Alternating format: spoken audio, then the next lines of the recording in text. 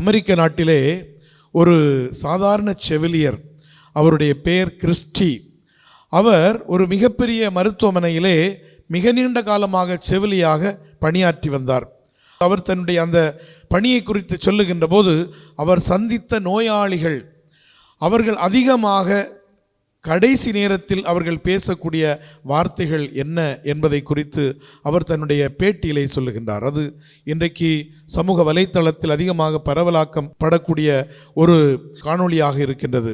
அன்புக்குரியவர்களே, நோயாளிகளை நெருக்கமாக கவனிக்கக்கூடிய, அவர்களுக்கு பணிவிடைகளை செய்யக்கூடிய அந்த செவிலியர் சொல்லக்கூடிய வார்த்தை என்னவென்றால், ஒரு நோயாளி தன்னுடைய வாழ்க்கையின் இறுதியிலே அவர் உணர்ந்து சொல்லக்கூடிய வார்த்தை, நான் இனி எத்தனை நாள் வாழ்வேன் என்று எனக்கு தெரியாது.